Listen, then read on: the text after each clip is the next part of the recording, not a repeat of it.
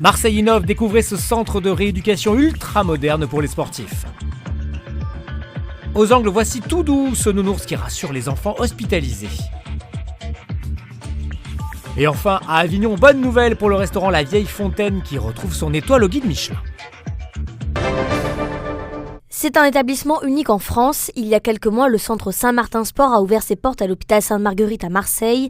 Un bâtiment de 1000 m² qui remet sur pied des athlètes de haut niveau avec des équipements à la pointe de la technologie. Un centre qui attire forcément des sportifs venus de la France entière. On a déjà reçu pas mal de sportifs de haut niveau. On a eu des joueurs de professionnels de Lorient. On a reçu des joueurs de rugby du club de Aix-Provence. On a Alexandre Cazière qui est venu préparer son record du monde de vitesse sur kitesurf. Donc on a tout un panel de sportifs avec des sports bien différents en 4-5 mois de départ. Donc nous, notre but maintenant, nous sommes prêts. On a une structure qui est unique en Europe, on a une équipe qui est au niveau de la structure et donc notre rôle maintenant c'est de nous faire connaître parce que on sait qu'on va apporter, on va vraiment faire un grand coup de balai dans tout ce qui est la rééducation du sportif en France. Nous, notre objectif effectivement c'est que pour 2024 on soit une base de préparation et de réathlétisation effectivement pour de nombreux sportifs. 5 kinés, 2 préparateurs physiques, une infirmière, 5 cardiologues, une diététicienne, 2 ostéopathes et une sophrologue prennent en charge quotidiennement une 60aine de patients.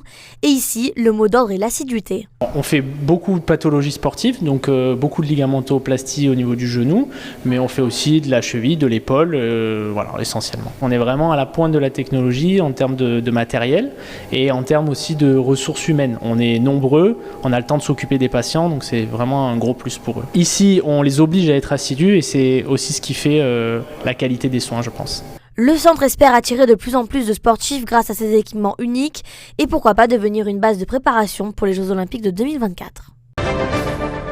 Depuis quelques semaines, le nounours Tout Doux accompagne les enfants jusqu'à 15 ans à la clinique du Grand Avignon.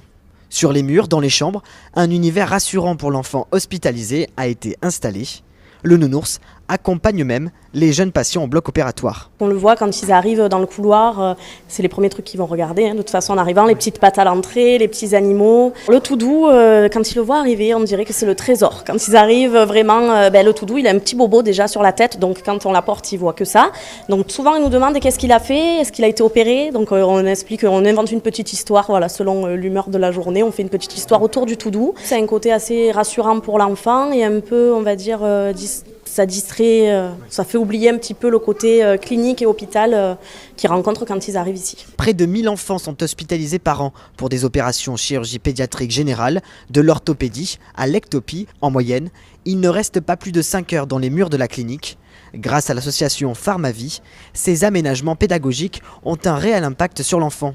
Ici, un bloc opératoire a été entièrement reproduit pour expliquer aux enfants le déroulement d'une opération. L'idée, en fait, c'est d'essayer de faire vivre une expérience à l'enfant qui lui permet d'oublier où il est, à savoir dans une clinique et où il va avoir une intervention opératoire. Depuis 2015, une dizaine d'hôpitaux et de cliniques ont accueilli Tout Doux, un dispositif chiffré entre 40 et 50 000 euros, entièrement financé par l'association Pharmavie.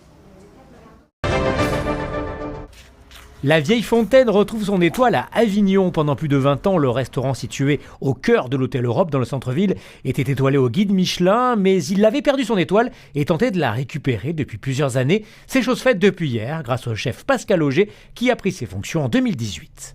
C'est merveilleux, c'est superbe pour ce bel établissement.